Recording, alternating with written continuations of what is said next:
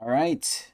Hello there, ladies, gentlemen, gamers, and TikTok reaction enjoyers. The millions of you out there that I know you're there. Welcome back, one and all. We're here back again, which, as you could tell, what we're doing is more TikTok reactions. Whoa!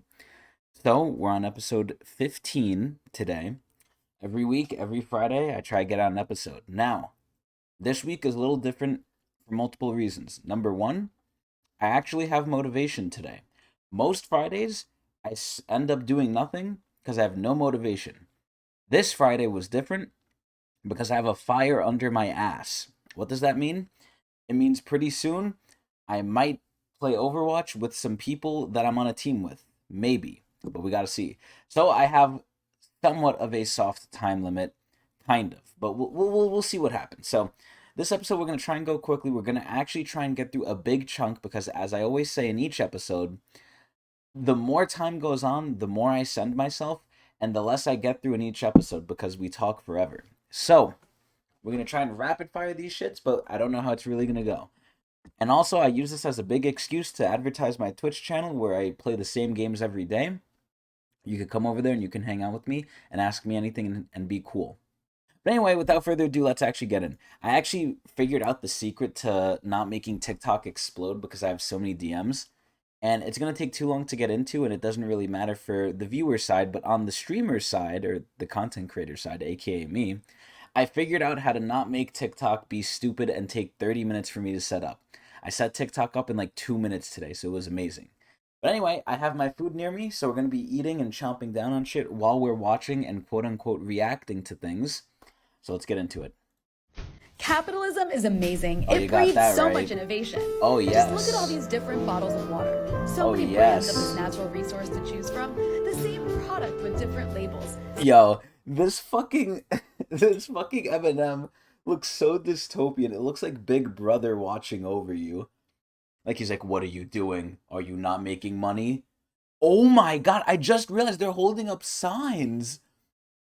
I did not realize that they're holding up signs to protest police violence.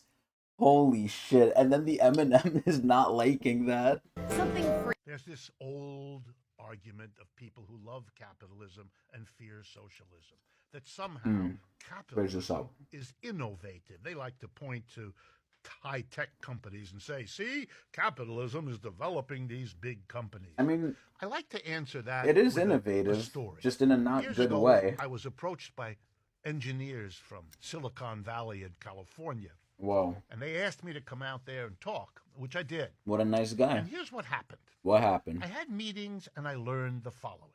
What That did you some of the learn? most important breakthroughs in modern high-tech technology, Yes. telecommunications, computers, Yes. hardware, software, Uh-huh. and so on, were not made. Okay, so another thing I forgot to mention in the beginning, but I mentioned it every episode, is I think I know what he's gonna say, but again, for these beginning ones, or AK for the whole episode basically, because that's how behind we are. I don't remember fully what I send myself, so these videos are kind of new to me as much as they are to you, the viewer. But as time goes on, or if it's a really outstanding video, I will remember it. This one I actually remember a tad bit. And basically, what he's about to say is something I've heard often, but I kind of thought it was brouhaha. And that's the fact that Bill Gates and all these people that, became like billionaires and created like revolutionary big things. It's number one, they either were set up for it, they were set up for success, they were born rich, or they were born into wealth. So if you're born into wealth, it kind of makes you question, like, did you really make an accomplishment? Well, yeah, they did. But was it really as hard as, like, they made it out to be, or is it as groundbreaking when you already have all the tools at your disposal to do so? Because if you don't need to work a 9 to 5 to figure out how you're going to live and pay rent, then you can kind of spend your time doing a lot of other things. And I guarantee you, right? And this is where a big debate might come in, but I guarantee you, if more people did not have to work to live, then they would be outputting a lot more creative things into the world and figuring more shit out. Imagine how many like more Albert Einsteins we could have had if people weren't poor. Like what keeps people like from innovating and creating stuff a lot of the time is being poor because they don't have opportunity, and then again they're stuck working a 9 to 5 or probably two jobs in this economy to just make ends meet, and they don't have time to pursue other interests which could help society in some way, shape, or form. Now granted, if a lot of people didn't work, a lot of them would do nothing like me but react, and I work and I still do this shit. So it's an important thing to distinguish. Like, yeah, there's gonna be better, but there's gonna be worse, and I think it ultimately boils down to, okay, for every Einstein, how many lazy fucks, and I'll just refer to myself here as the lazy fuck, how many Chris Allens are you gonna have?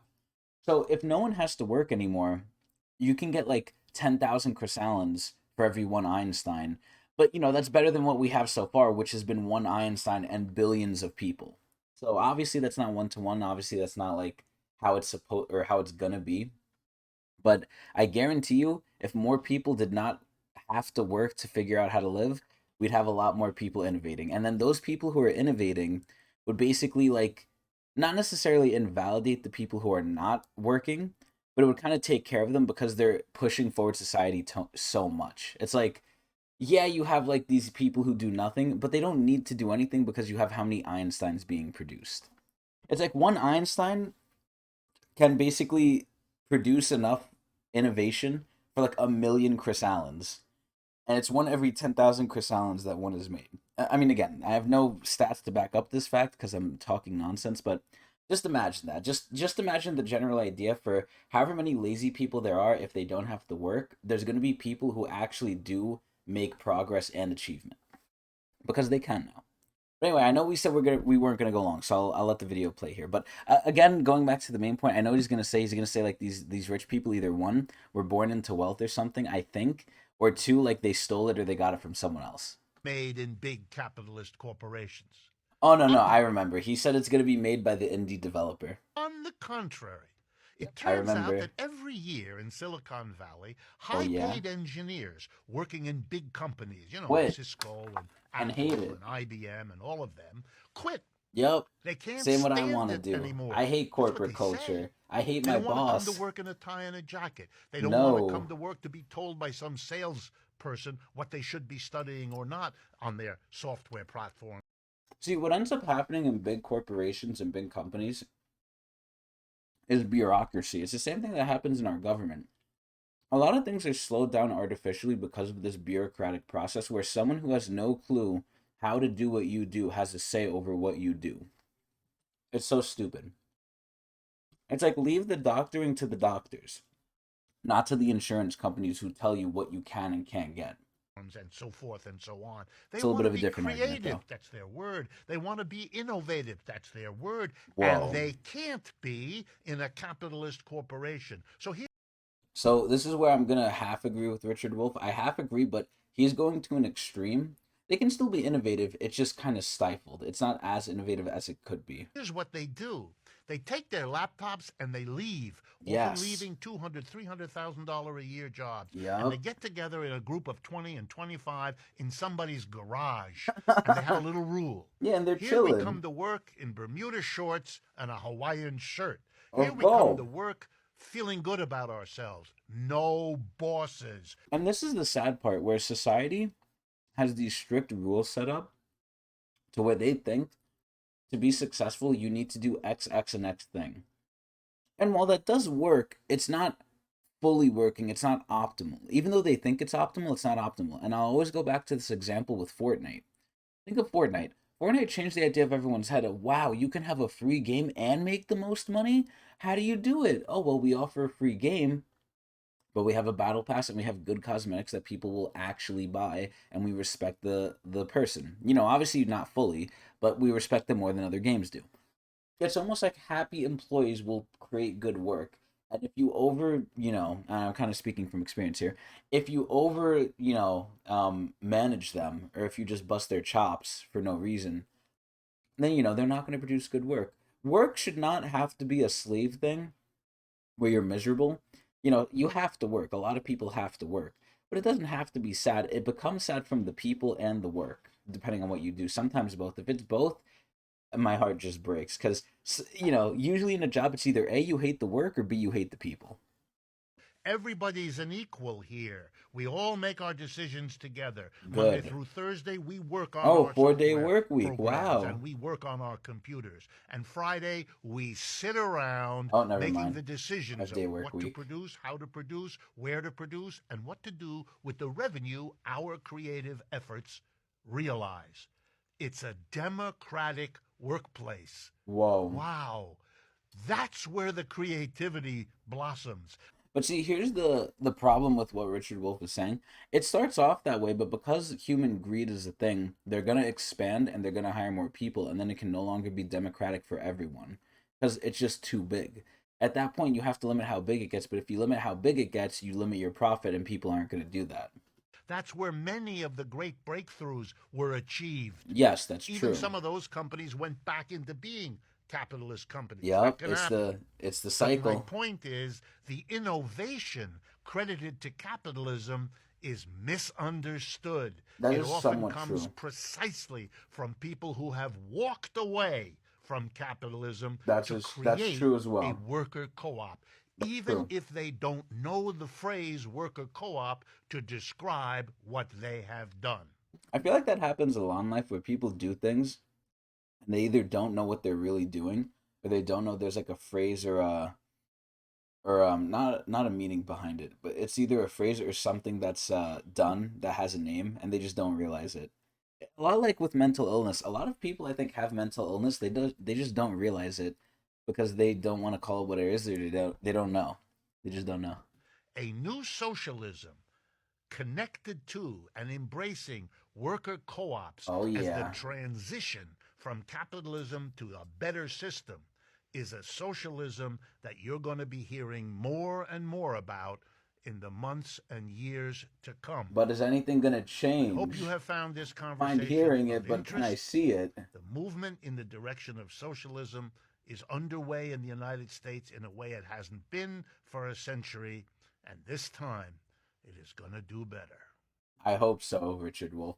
The sad part about what I think he's saying here, or how I think things are gonna go, is I honestly think that Richard Wolf. I mean, we see how old he is, and this is gonna get a little depressing, but he's probably not gonna be alive if and when, and I emphasize the if socialism does come into America in some form, even though we already kind of have it with unemployment and stuff, but and disability, but if it comes into America in a mainstream way, I don't think he's going to be alive for that because, like I said, bureaucracy slows down everything.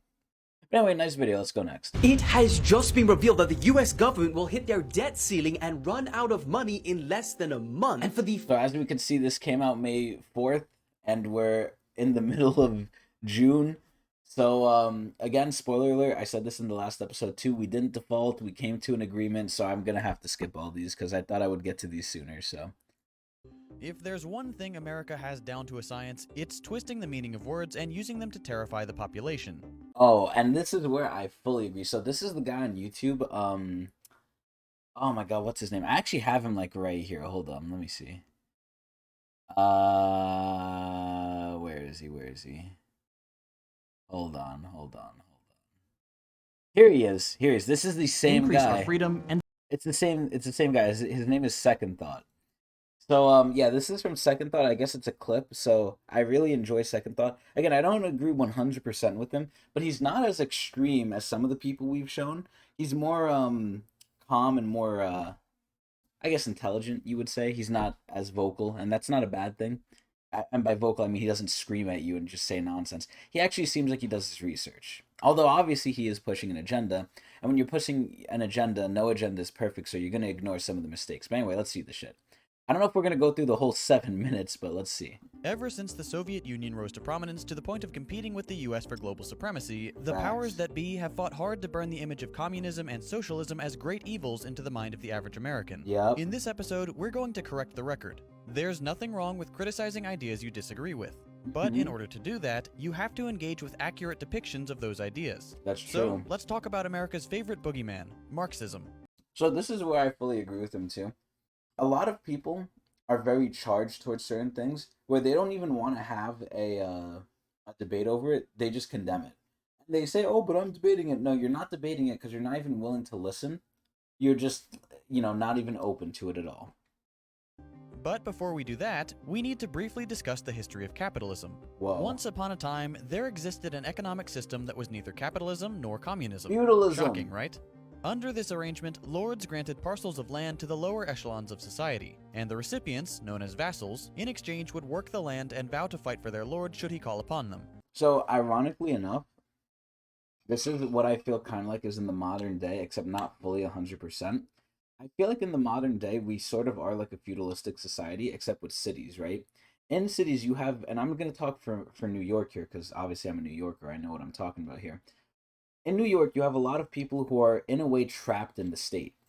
They cannot get out of the state because getting out costs money, and you don't know where you're going to go. You don't know, what to do in a new land. You don't have things set up because you don't have money. You don't have options, right? So you're in a way, you're stuck in New York, and because you're stuck in New York, the people who employ you are going to give you just enough to kind of get by, even though that's not even true anymore because you go homeless on minimum wage, but and not even anywhere above minimum wage. You have to get like what? Think they said $23 an hour to be like all right. Even then, you're still kind of living in poverty, but in New York at least. But anyway, they're basically giving you just enough, and you would have to work in their, you would have to work to give them profit, while they quote unquote allow you to still live in New York, even though you can't leave.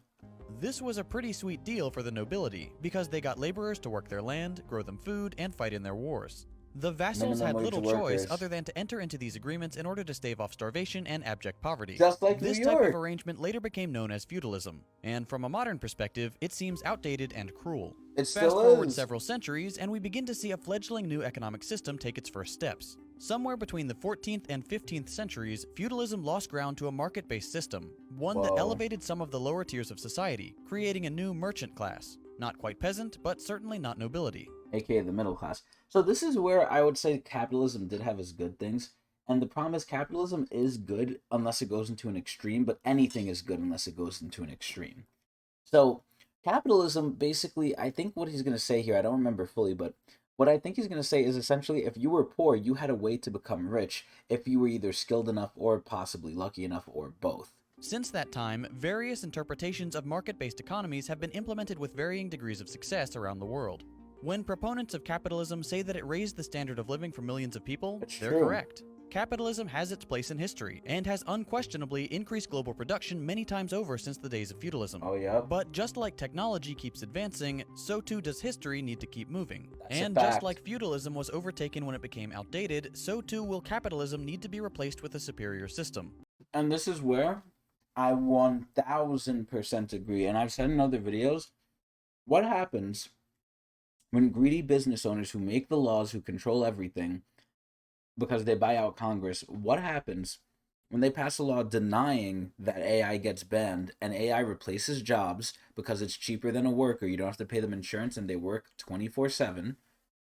And then there's more people than ever because our population is what it is, but there's not enough jobs for us. At that point, capitalism is not working. It's working for the rich, but not for the rest of us.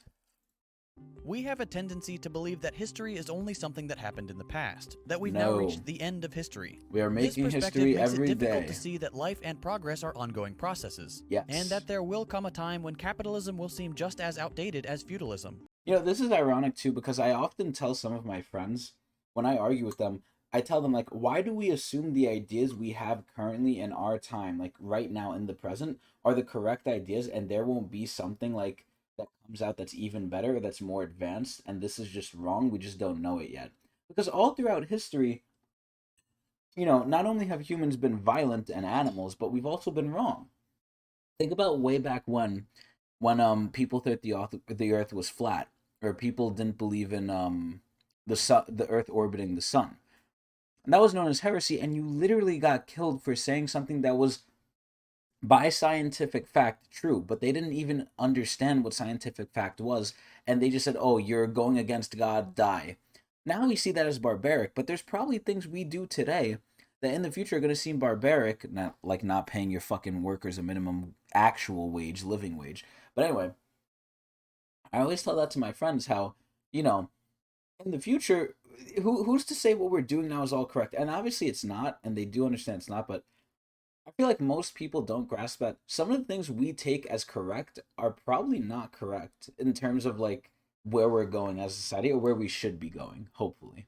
I believe we're at a point where large portions of the world population are beginning to realize that global capitalism is actively making their lives worse. The system Yes. having generated such vast oceans of capital in the hands of the powerful that it's left the majority to suffer needlessly. Even in And tremendous this is literally proof because as I always cry, the wealth gap has never been wider. You'll hear that by some politicians who are running for president or for office or whatever. You'll hear it from me, and you can look it up. The wealth gap between the rich and the poor has never been wider. If that is not proof enough, I don't know what is. wealthy And there's more poor. I always bring up the statistic of 60% of Americans, at least, I think it's increasing, or it has increased, don't even have $1,000 in savings. That's over half of Americans, bruh. countries. This inflection point, the shift in public perception to viewing capitalism less than favorably, signals the beginning of a massive societal change. Capitalism is falling out of Socialism. favor, just as feudalism did those hundreds of years ago. So, Yes. what exactly is wrong with capitalism? It's an This is the extreme. part where you may It's have to grit your greed. teeth and sit through some things you don't want to hear. I'm In ready. America, I we've wanna gotten hear our 'em. self-identity so wrapped up in our economic system that we see capitalism and America as the same thing. Capitalism is our national identity, It and is. therefore any criticism of capitalism is an attack on the nation itself. We hate America. This should We're not communists. be the case. An economic system is just one way to structure the monetary relations of a country. It's not a national culture. Capitalism is a tool which, in theory, should elevate the people of said country and materially improve their lives. Let's look at some examples For of why some this of is them no it longer does. the case.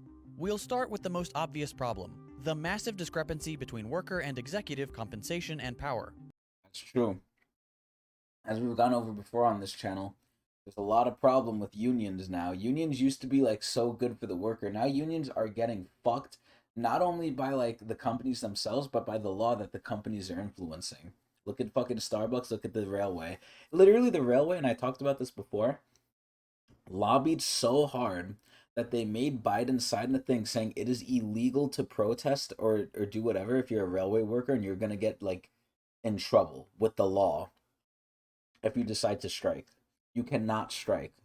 Your paycheck isn't actually based on how good a job you do. Not really.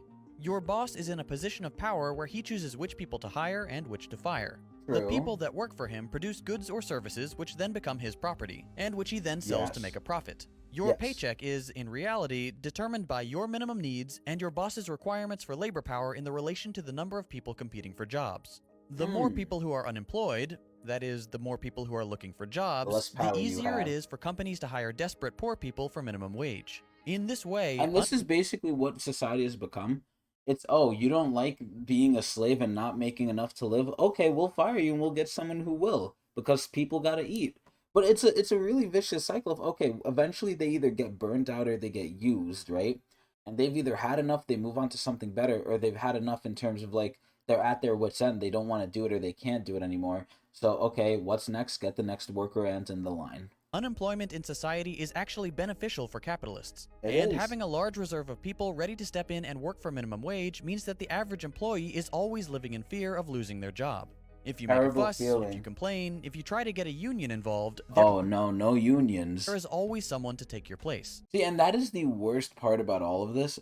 Like, what he's saying here is 100% right. To the capitalist, you are expendable, just Yep. another cog in the machine, to be replaced at their convenience. But to be fair, it's not their job to be your parent. See, I do like Second Life, or I think his name is Second Life, because he is very he does present the ideas and he tries to be both sides, and he does so very well. You know, I very much respect the guy.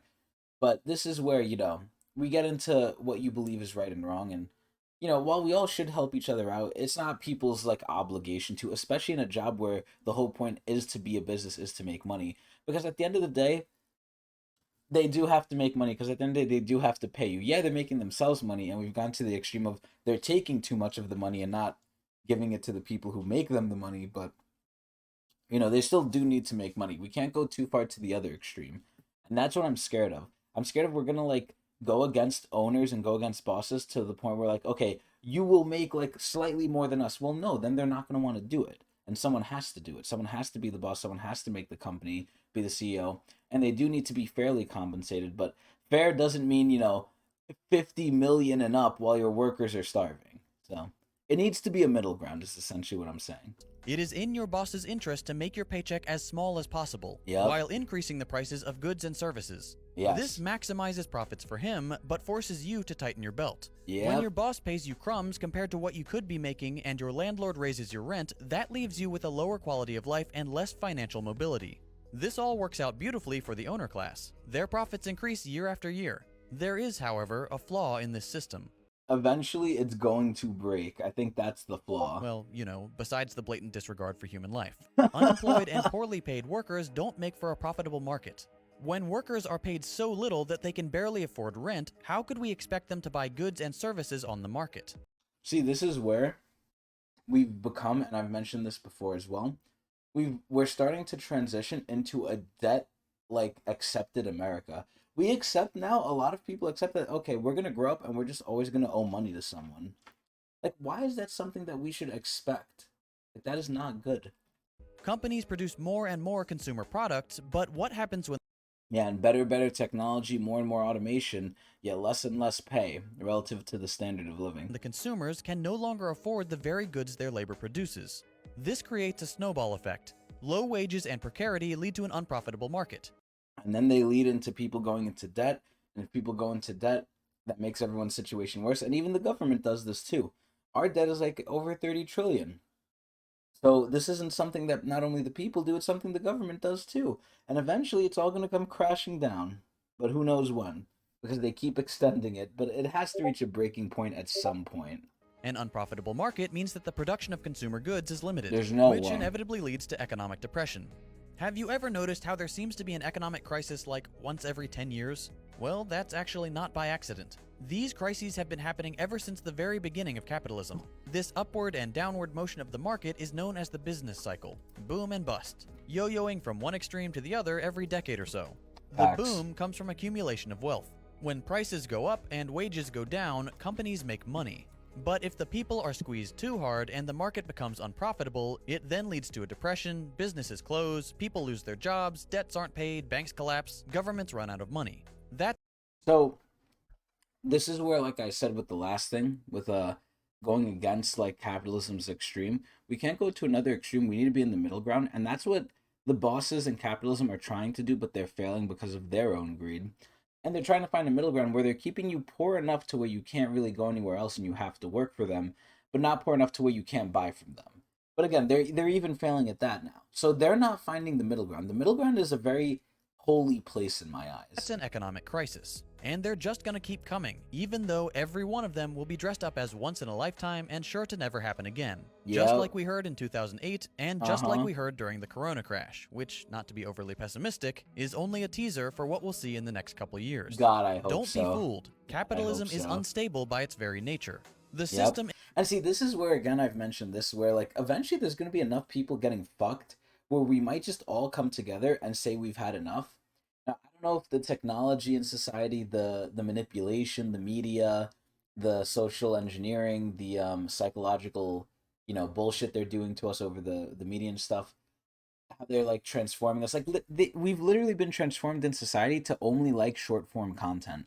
Short form content on YouTube and on TikTok is the stuff that gets a lot of views. The shorter it is, the better. And it's actually led to problems in the workplace for the newer generation because they can't focus for too long. They literally have problems with attention because what is being blasted into them, short form content, which just, reacts their dopamine centers like crazy. And it gets them addicted. It's crazy. It's really bad. But our society is changing, some intentionally. I think the short form content thing is intentional, but others just unintentionally, where, it's just bad, and that's the way it is. I don't have any more concrete examples because I want to go quickly with this. encourages greed, and because of this, capitalism will always shoot itself in the foot in the name of short-term gains over long-term stability. Yeah, but it has Just a lot look of at the feet. financial crisis of 2008, the largest upward transfer of wealth in modern American history, until the COVID pandemic, of course. In short, the stock market crash was caused because predatory institutions became too greedy. They Yeah. began offering unstable housing loans to people who would not have normally qualified. This led to millions of people taking on loans that would implode and that Jesus. they would be unable to pay back. Housing Wow. prices went up, creating what's known as a speculative real estate bubble. This is And as bubbles depressing. do, it burst, triggering Finally. the single largest single-day stock market drop in history up until that point. Millions of Oh. Americans lost their homes, their jobs, their health care, and many of Wow. them never recovered from the financial devastation. Yeah, and that's why fucking everywhere's littered with homeless people, especially New York. In the wake of the millions of evictions I saw them today too. and foreclosures, huge corporate real estate firms and banks snapped up the empty houses at bargain bin prices. BlackRock. If there's one Okay, but anyway. So yeah, that's only a snippet, but it was a really good snippet. So yeah, if anyone enjoyed that, please go check out Second Life. He's really cool. Next. Hi. My name is Hi. Daphne. Hi, Daphne. I'm 13 years old. Whoa, you're and this young. is my 6th annual Berkshire Halfway Shareholders meeting. Yo, good for fucking Daphne. I will always recommend this to people, and I actually recommended it to my coworker today too, who's like in her like late 30s almost. I tell them the best time you can start investing is now. The best time you could have invested is yesterday, but you can't do that, so it's now. The next best time is now. Like, bruh, if you can't beat them, join them. Get rich the way the rich get rich and stay rich. The stock market. She is extremely smart for being Berkshire Hathaway. Even though it's morally, I think, wrong. I think it's more wrong if we starve and can't make it. Again, you need the master's tools to unbuild this house, so. And I've had the privilege to ask you both questions in years past. My question for you today is the following. As you know, the U.S. national debt is currently at an estimated $31 trillion, making up about 125% of the U.S. GDP. In the Ooh. meantime, over the past few years, the Federal Reserve has telegraphed that they intend to monetize the debt by printing trillions of dollars. Oh, that'll even help. as they insist that they're fighting inflation. Yeah, they're causing it. They're not fighting it. They're fucking causing it. Already, other major economies in the world, such as China, Saudi Arabia, and Brazil, are moving away from the dollar in anticipation of this. My question is, are we likely to face a time in the future when the US dollar is no longer the global reserve currency? Now, when was this? This was in what, 2013 or some shit? I don't think this is current because look at the camera quality. But this is basically like this has always been talked about. The US, being the global reserve currency has always been like, oh, when is it going to fall? And throughout history, it's always been debated, oh, it's going to fall, it's going to fall, it's going to fall. And maybe one day it will because, nothing lasts forever. But I still don't think it's anytime soon, and we have Huey Lee to thank for that. Thank you, Huey Lee. I love Huey Lee. We've seen him before. Hopefully we'll see him again. How is Berkshire prepared for this possibility? Bro, And what can Berkshire is we going to do be fine. as American citizens to attempt to shelter ourselves from what's beginning to look like the beginnings of de-dollarization? Nothing. Eat shit. I should ask you to come up here and answer some questions. I mean, Yeah, honestly, this is like a case where it's like, those things where it's like people make those stupid like posts where it's like, oh, my 2-year-old came up to me and asks why, we have a thing of religion and state, a combination of religion and state, even though we're supposed to be like, free from religion in our laws. Why is God mentioned everywhere? And people are like, a 2-year-old didn't fucking ask you that, you fucking idiot. You're just making that up. This is like, you could have told me this on paper and I would have said, okay, this is made up. A 13-year-old did not ask this. But no, she did. We have the video proof. But with AI getting as good as it is, maybe this is made by AI. Who knows? we are the reserve currency, and I see no option for any other currency to be the reserve currency. And nobody understands the situation better than Jay Powell. But he's not in control of fiscal policy. And every now and then he drops a few hints when the pandemic broke out. Okay, so this is recent then, because they talk about pandemic, even though the camera quality is really shitty. A semi-war-like situation, but nobody knows how far you can go with the paper currency before it gets out of control. So this is where it's not even a paper currency anymore, because it's becoming a digital currency now with FedNow. And particularly if you're the world's reserve currency, nobody knows the answer to that. Yeah, I think we know the answer, and the answer is it's gonna happen eventually, but obviously not in his lifetime. So he's everyone who says like, oh, there's no way it'll happen, there's no way it'll happen, like that's just them being delusional, and that's kind of what Warren Buffett is saying. And I think he's saying it because he honestly doesn't care. It doesn't matter to him.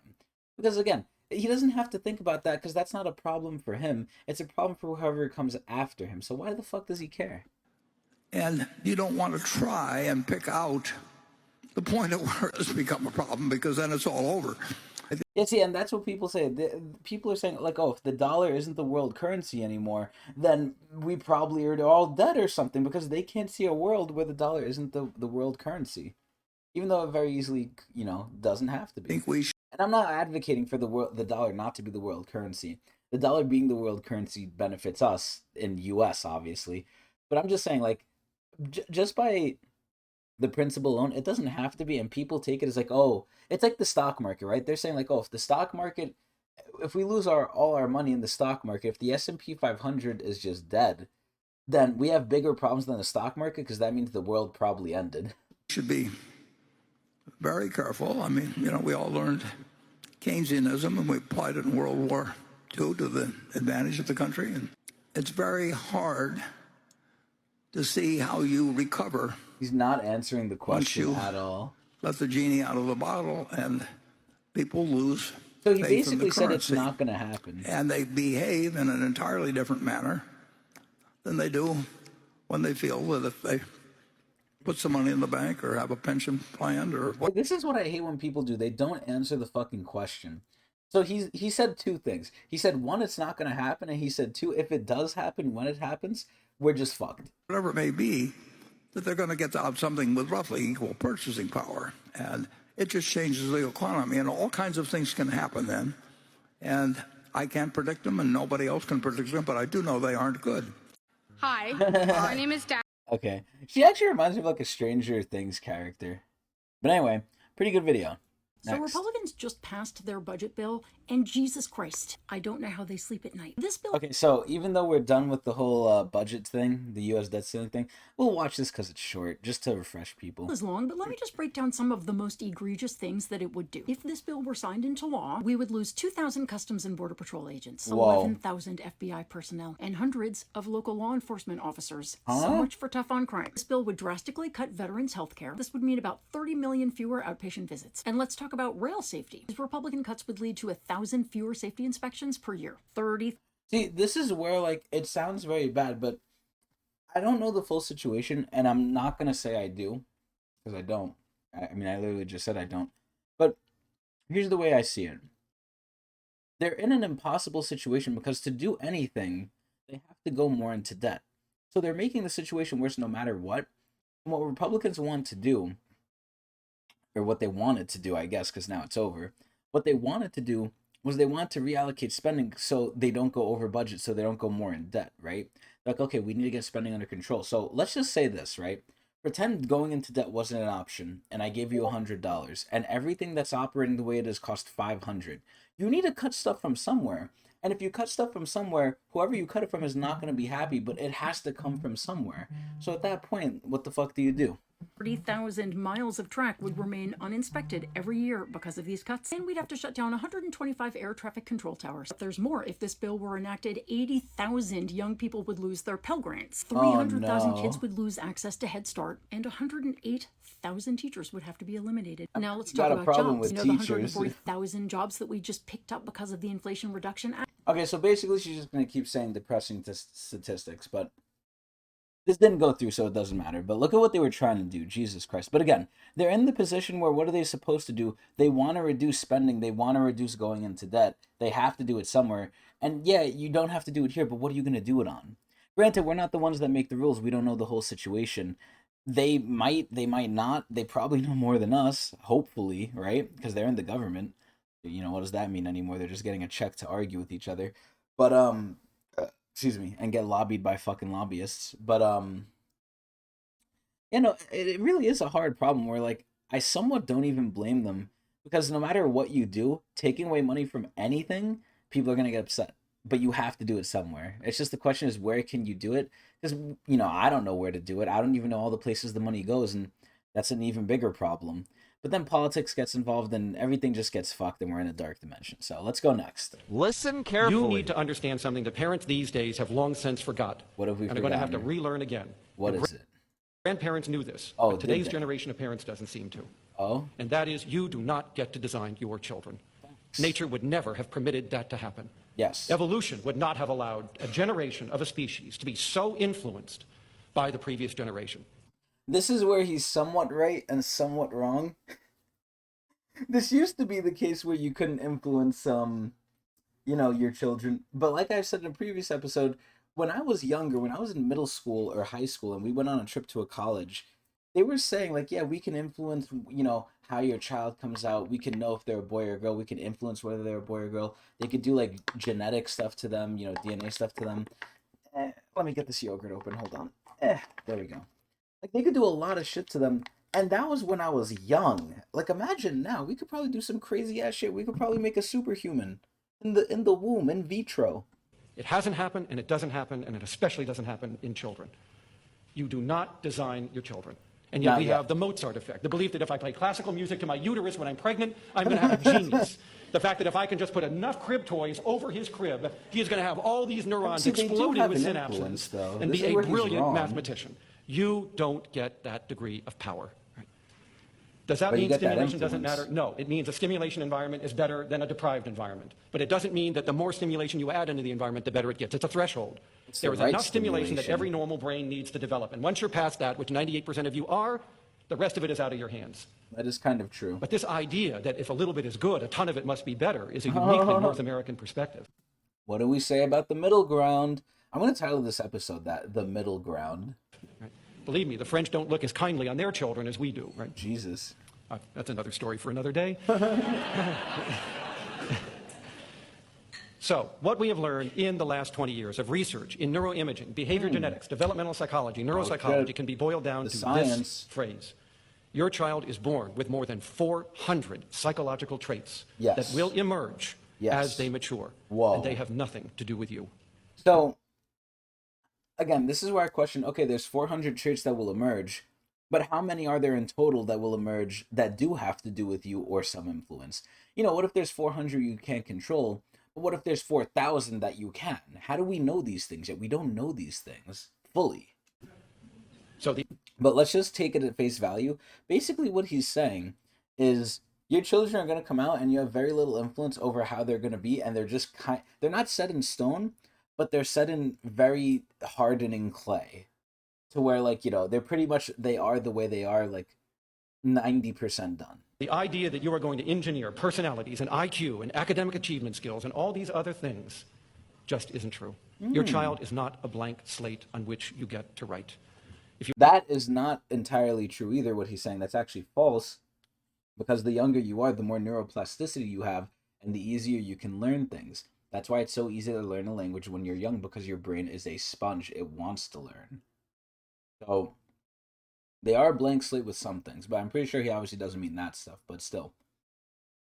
I'm a stickler for the specifics and the truth, and, I caught him on the literalness, so let's keep going. If you would like to read more about this, please read Steven Pinker's book, The Blank Slate, which is a Oh. review of all of this information for parents and why it isn't true. The better view is that your child is a genetic mosaic of your extended family, So it's your fault which if means he's this is a stupid. unique combination of the traits that run in your family line. So your family's stupid. I like the shepherd view. You are a shepherd. You don't design the sheep. The engineering view makes you responsible for everything. Everything that goes right and everything that goes wrong. This is why parents come to us with such guilt, more guilt than we've ever seen in prior generations. Because parents today believe that it's all about them and what they do. And if they don't get it right, or if their child has a disability, they've done something wrong. Yeah, they When in had fact, sex. the opposite is true. This has nothing to do with your particular brand of It's parenting. not their fault, but it kind So of I is. would rather that you stop thinking yourself as an engineer and step back and say, I am a shepherd to a unique individual. Whoa. Shepherds are powerful people. Out of everything he said, this is the thing I agree with the most, though. Like, you're there to lead people, not to create them. And everyone is unique. I fully believe that. They pick the pastures in which the sheep will graze and develop and grow. They determine whether they're appropriately nourished. They determine whether they're protected from harm. Oh. The environment is important, but it doesn't design the sheep. No shepherd is going to turn a sheep into a dog. This is where this is also not true, because we have people who live in environments that just utterly fuck them developmentally, and in the future with all these developmental problems, aka mental illness. So again, it's not fully true what he's saying here. Ain't going to happen, right? And yet that is what we see parents trying to do all the time, and especially parents of children with disabilities. Oh. So step back and view yourself as the shepherd to this disabled youngster. And you get to design the pasture, and that's very important, but you don't engineer the sheep. Now, that comes with it a profoundly freeing view of parenting, because what it means is, although it's important to be a shepherd, recognizing that this is a unique individual before you allows you to enjoy the show, right? So That open a makes it bottle of sound so Chardonnay, kick off your evil. slippers, sit back, and watch what takes place, right? Wow. Because you I feel like this is going to give some people, obviously not everyone, but there's always going to be some people taking something the wrong way. Excuse me. So I feel like this is going to give some people a kind of mentality of, oh, it's hands off because I can't do anything to influence things. Like, oh, you are the way you are, that's it. I can't raise you, I can't make you different. Which, again, is not fully true. So you don't get to determine this, right? So enjoy it. It doesn't last all that long anyway. They're gone before you know it, right? Oh, that's true. But if you think that what you did in your house is going to shape the life course of this individual, you are Which it sadly will. mistaken. See, this is where he's wrong. Yo, it will. Because I'll use my own experience as an example, not just with me, but with close people I know. They've had experiences from their childhood that have happened to them that have changed them and that they carry with them for the rest of their life. Now, granted, how do you know if it changes them? You can't go back and look how they would be if it didn't happen. That's impossible. But you can kind of see, like, okay, this thing affected them in this way and they're carrying it with them and it's still affecting them. So he's not fully right here. Right. This is a unique individual. Let them grow, let them prosper. Please design appropriate environments around them. Oh. But you don't get to design them. As Judy Harris said in 1996, in the first book on this subject written for lay people, the book is called The Nurture Assumption. As she said, you had more to do with your child's life by where you chose to live than by anything you will ever do inside that home. Oh. Short of abuse, neglect, or malnutrition. The rest of it is just trivial variation. He mentioned it. It's where you live. Why? Because out-of-home influences are more powerful in shaping the life course of your child than in-home influences are. Whoa. And those out-of-home influences are peer groups, agree, but other adults, neighborhoods, Yep. resources, Yeah. schools, Yep. and the larger Economics. community that you made available to this child. That is how you... Well, that you made available. Sometimes you don't have a choice to make it available. Sometimes you're stuck in places like New York and you don't have a choice. shape your child's life course. The second biggest influence is also out of your hands, and that's genetics. Oh. And you don't get to determine that. But if you think parenting is so influential, let me give you two findings that have been replicated many times. When we follow up twins, we are able to calculate how much of their behavior is due to parenting How within are we family able to environment. do that? And here's what we find. The peak years of parental influence are below 7. From 7 on to 12, it drops dramatically. After 15, it's 6%. It's 6%. 6% of the This is variation in a insane. teenager's behavior is how their parents raised them. That's it. And after age 21, it's 0. Zero. There is no See, influence. this is where the weird thing happens. I heard at 25 your brain stops. Sorry, your brain stops developing. So at 25, once your brain stops developing, isn't that when you're kind of free of influence at that point? And even then, I still like kind of question that because I feel like you're always influenced as you go on in life. It's just less over time. But I don't think it ever becomes 0. But again, I don't know how they're calculating these things. Influence of parenting on any psychological trait after the age of 21. Now, do not mistake what I'm saying.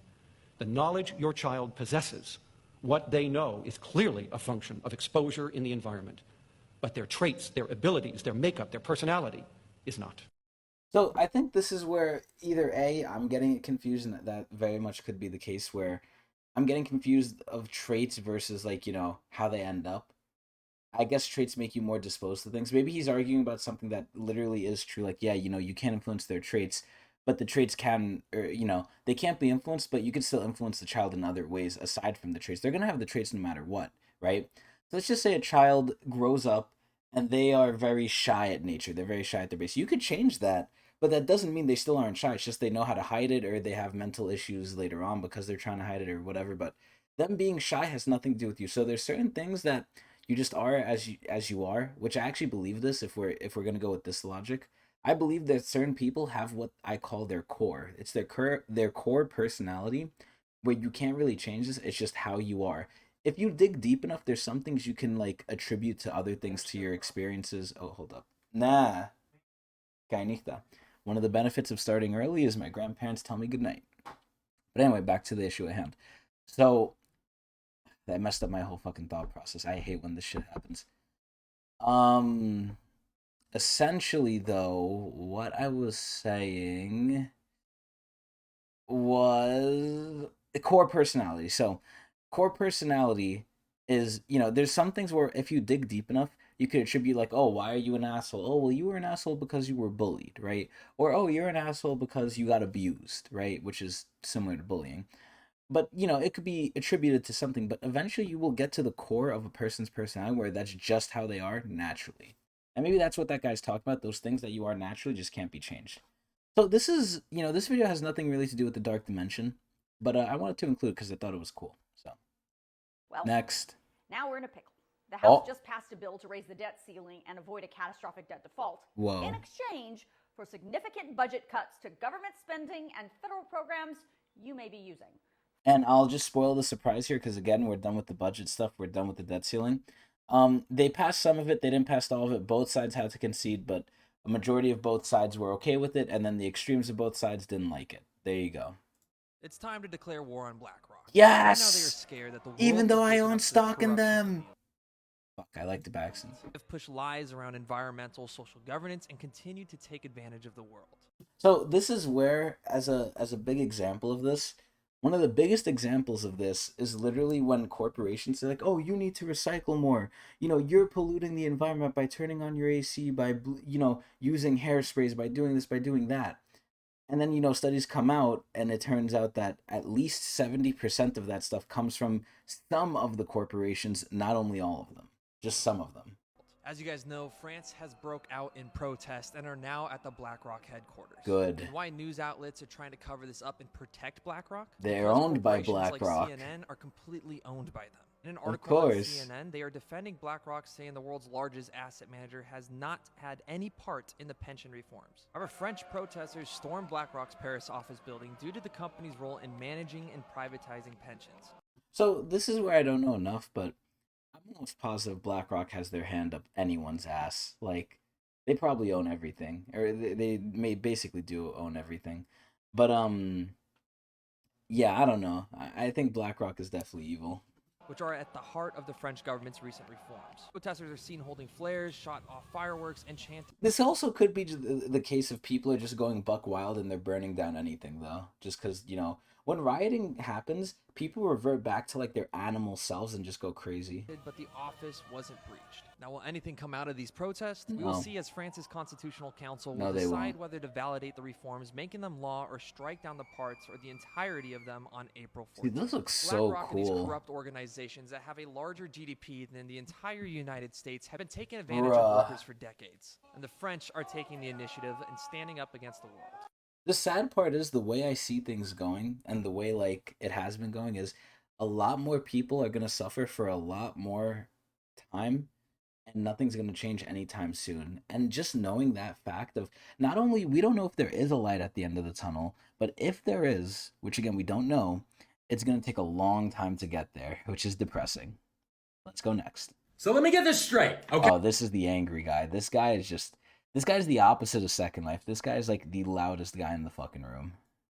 Okay, let me get this straight. 10,000 Tennessee kids, Yes. children, 10,000 of them Yes. on Friday, I like his room, by the way, because he's talking about all these, like, social economic things, and then he has a reverse Flash shirt and, like, a Pokemon and shit in the background.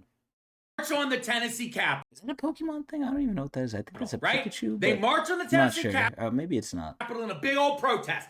10,000 kids actually care about. See, this reminds me of the SpongeBob episode where they're like, oh, people want to be loud when they want to seem smart, right? Correct. Government. And this is them. They go to the Tennessee legislature. They surround the building. They have signs. They have chanting. They go in the He's building getting so where they're upset. allowed to be. They're chanting. What are they chanting about? Oh, I don't know. We're tired of being scared of dying in school. That's what they're chanting. Protect us. You're the government. Why don't you pass a fucking gun reform? They didn't say it like that. They're kids. They don't curse as much like in like school settings. I don't Okay, well, they do, but yeah. no, I don't know. I'm not a fucking child. But these kids are, and they're scared shitless. They go to their government. They go to the halls of power The in halls Tennessee. of power. 99 members of the Tennessee State House are in session. The kids go fill the gallery at the top where people are allowed to watch. The kids are allowed to get in there. There's nobody stopping them. There's no guardrails. They're not shoving shit over. They're not breaking windows. They ain't doing shit. They go up to the top. They're all standing on the top, and they start chanting. Okay, Three nothing bad members about that. of the House stand up, walk up to the podium. Speaker of the House loses his mind. He's like, "You're out of order. Everybody's out of order." Oh no. The three members We're of the House broken. who are Democrats hold up a bullhorn and chant with the kids. They bang a gavel. Everybody leaves. 30-minute recess. Everybody likes recess except for the Yeah. kids, because then they're outside and there's nowhere to hide from all the bang bang. You know, this is where he's wrong. The kids love recess. So the kids are now in the halls, and all of the members of the House legislature have to walk past literal children that they're terrified of. They're scared of the kids. I mean, okay, let's be honest here, right? If that many kids, what did he say? Like 10,000 or 1,000? I forgot. But if it's anywhere in the thousands, these kids can fucking fuck you up. Like, bruh, there's too many. And the kids are scared to be at school. And I get to watch these guys with state troopers on either end with their hand on the state trooper's shoulder. "Oh, don't let the 12-year-old girls poke me." And they're screaming, "Don't let us die in school." Like, I don't know if I trust this guy to, like, think this is accurate. But if this is accurate, what he's saying, this is so funny and so sad. So I get to watch this. And it reminds me, too, by the way, go watch a tape of a Tennessee legislator walking through throngs of kids who are yelling at them with passion, and don't picture a woman trying to go to a Planned Parenthood. It's like the same fucking thing. But anyway, God. these legislators who are like real upset because they really want to just keep saving these kids from drag queens, they get all pissed off about this. Do they pass gun control legislation? No. Are they going to deal anything with the problem? We might add more cops to school so we can arrest kids for running or some shit. I like how the caption said reading gay books. What's their answer? A book can't be gay. They're going to ban the 3 fucking representatives that stood up, that stood with the kids. They're banning them. That's their I like how he put in captions on the assault rifle. answer. See, this is the whole thing I question, right? Even if you ban assault rifles, I mean, you know, that might lessen the problem, but it's not going to eliminate it because they're just going to get it illegally. Just because you say something's not allowed doesn't mean people aren't going to do it. Look at jaywalking. I mean, obviously, jaywalking is a big jump from guns, but, like, I still think the general principle stays there where even if you outlaw something, yeah, it might get lessened, or in the case of the prohibition with alcohol, it got more. But, you know, I don't think that's going to solve the problem. Oh, yeah, let's just ban guns. Certainly no one will get an assault rifle and shoot up the school if they're angry because that's not allowed. No, they're still going to fucking do it. Yeah, it might be harder to do, but if it's still possible, some people will find a way. They have a supermajority, and the only thing they're going to do is silence people. Damn. So let me get this. Okay, so Mr. Pissy over here told us pretty well. Let's go next. I want to talk about Yes! Dr. Huey Lee, yes! something scary. What's scary, Dr. Huey Lee? A lot of Whoa. people- Yo! He's shoving a spear up that guy's anus! Alright, let me message someone real quick and then we'll get back to it.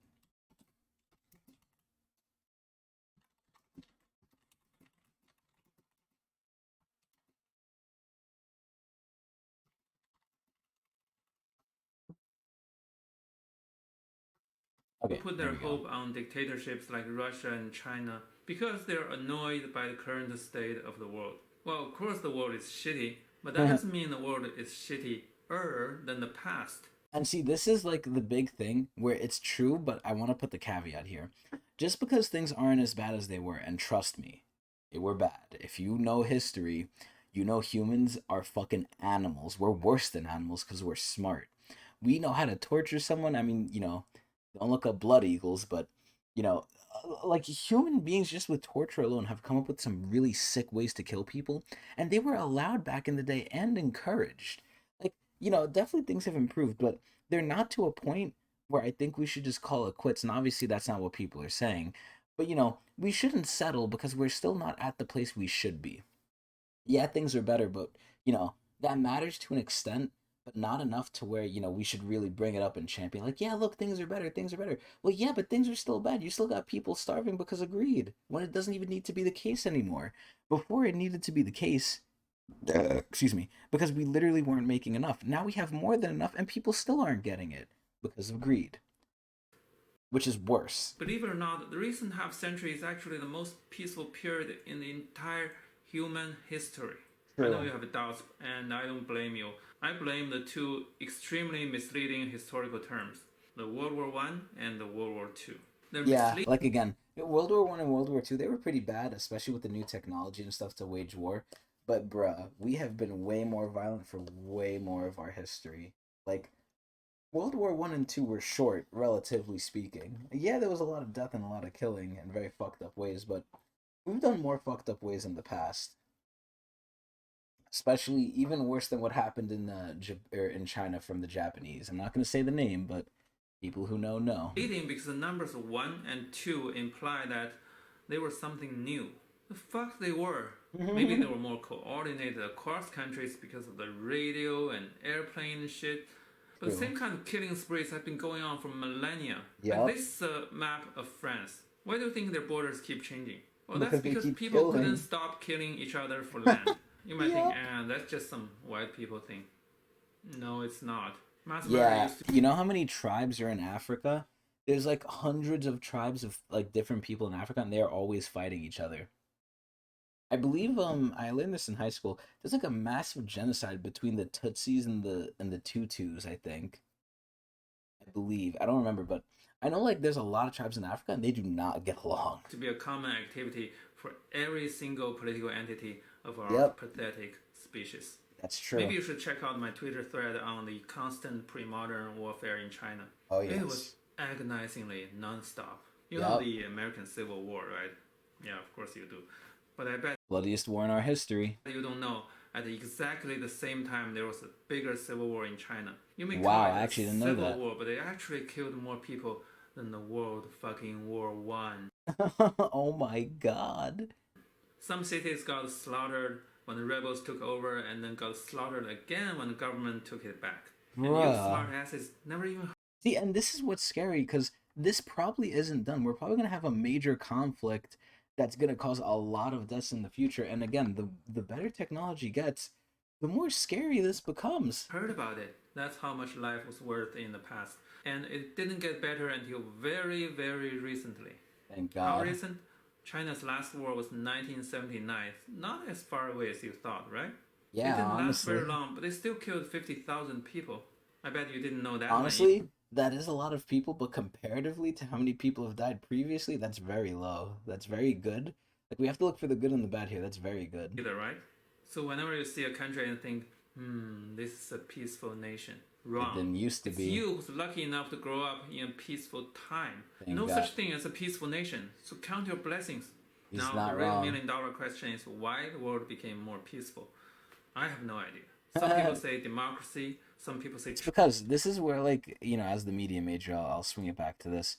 But, it's honestly because, like, a lot of things have gone under the control of, like, big entities that can force, like, what's it called? That can force repercussions on us. So this is the whole thing of what we learned in fucking philosophy, I think. It's one of the philosophical things I learned in college. It's this idea that, people won't do good in society unless there's an exterior force forcing them to do so, because then they're kind of scared of it. It sounds very Machiavellian, honestly, and it kind of is from how I'm describing it. But I think it's true. Like, you're not going to do something that's good unless you have a higher entity either holding you to it or kind of acting as the policeman. Trade and interdependence, and some people even say the nuclear deterrence. Don't ask me, I don't know. The only thing I know is that there must be something the world leaders have done right, no matter how shitty they are. That's why we're not killing each other.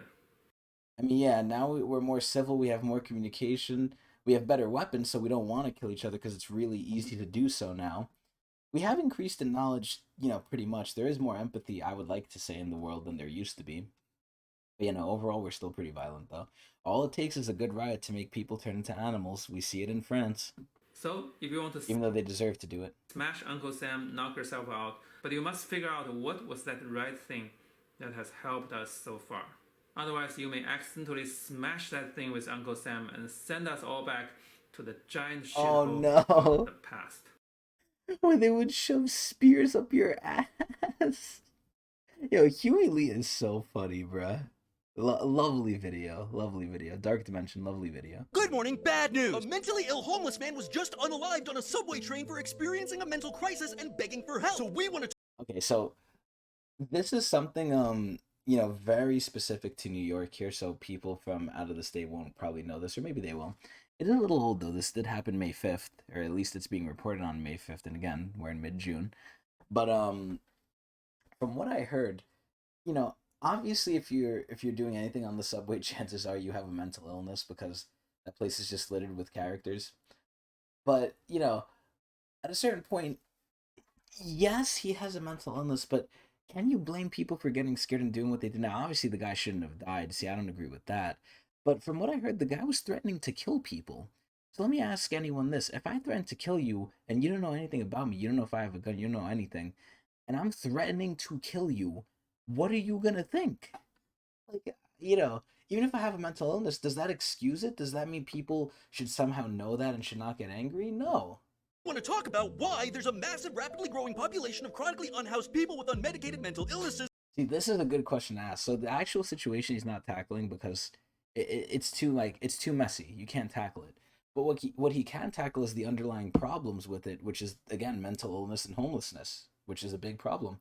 So let's see what he's going to say. As the cost of living forces those along the margins of socially acceptable poverty into socially unacceptable poverty, where a disgustingly large part of the population does not see the unhoused as human. In nearly every part of the country, mental health and community outreach are being looted by the ultra-wealthy for billions in tax cuts and trillions in military spending. The problem skyrocketed with Ronald Reagan's deinstitutionalization plan to make the mentally ill somebody else's problem. By the middle finger emoji. Time he came into office, the mentally ill could be involuntarily hospitalized, a bad solution made worse by severely underfunded hospitals that function more like prisons.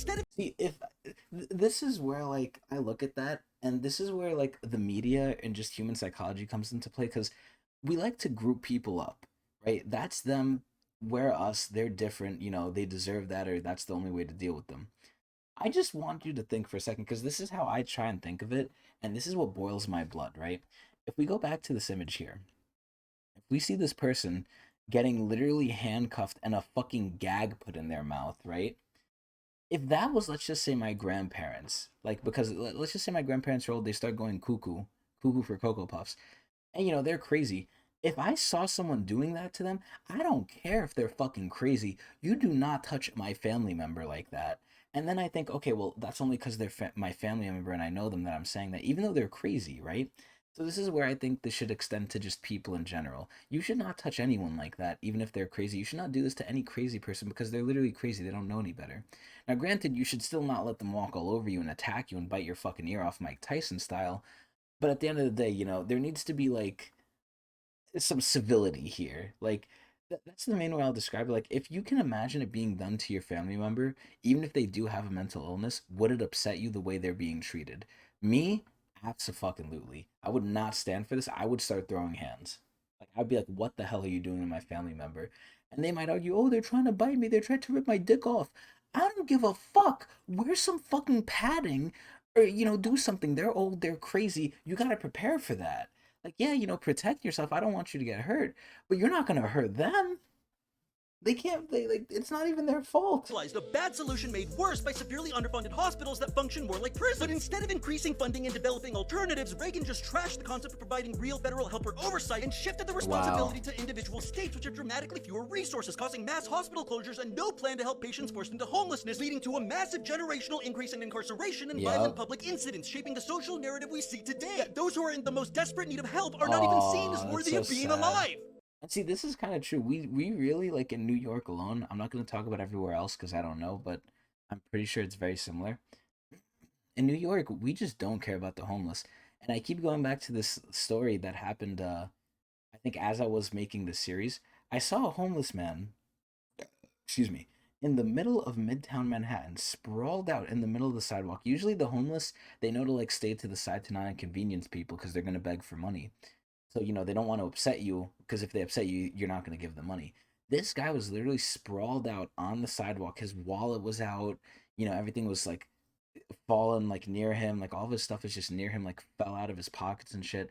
And this guy's just straight dead on the sidewalk. I don't know if he's alive. I don't know if he's dead. That could literally be a corpse, and no one cared. We all just walked by him because we're so used to it and we don't care about them. And it's so fucking depressing. But anyway, Dark Dimension. Let's go next. Got some really good news for you. Oh. We're starting a new bonus system. Okay. Oh, okay. I remember this one. This one's good. So this is something, ironically enough, once we see it, you're going to understand what I mean with this explanation, but this is something my job does where they make you choose. But before I say anything more, and before I relate it to my job, let's just watch the video. We're calling it the Above and Beyond bonus. Above and Beyond bonus. It's a year-end bonus for $1,500 just for working. Okay? It's that easy. Just work. Just work. Come to work, you get the bonus. Okay, but it'll be given out at Christmas time. It's not a Christmas bonus. It's not. We can't call it that because HR. We can't. It's not a Christmas bonus. It's a year-end bonus. But everybody gets it. Yep. It's pretty simple. The way it works is every day, instead of you taking your hour lunch breaks, work through that lunch break, and if you do that, you get the year-end Above and Beyond bonus for $1,500. It's that. So this is where number one, I don't know if this guy's making a joke, and he probably is making a joke, but I can fully expect this to probably happen at some point or another. And this is a thing that we don't think about unless you're experiencing it, or you have experienced it. You've been in the workforce where this has happened, like I have now, where my company literally tried to do illegal shit to me. Just because it's against the rules, similar to the gun thing I mentioned before, doesn't mean people aren't going to do it. Just because it's against the rules, people will still try and do it, either A, because they don't know the rules, or B, they don't care. They don't think they're going to get caught. So I can fully imagine this is a joke, but this has probably happened somewhere, if not something similar. And the sad part is, if you didn't take your lunch for an entire year and you worked, you're probably going to make more money from straight working, if you worked those hours regularly. So just say every hour of the day, instead of taking lunch, you worked and they paid you for that hour, you probably make more than $1,500. And the bonus they're giving you without paying you is probably like going to be less. That easy. So if we work through lunch, we're going to stay clocked in. So we're going to get our hourly. So if there's 52 weeks a year and 5 days a week, it's at $260. And if we make $20 an hour, I wish. We're looking at a little over $5,000. You're pretty quick with math there.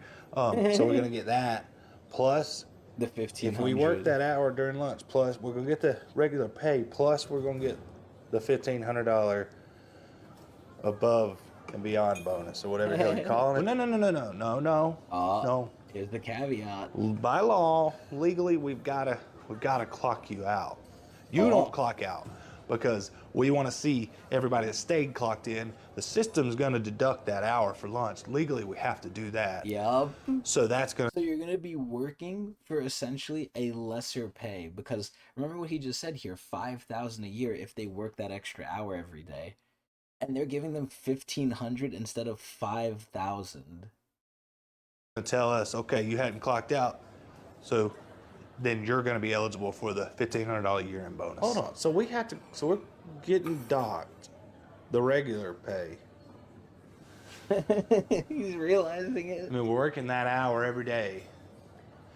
What's that? 1,500 divided by 260. What is that, like $5 an hour? That extra hour is going to gain you $1,500 at the end of the year.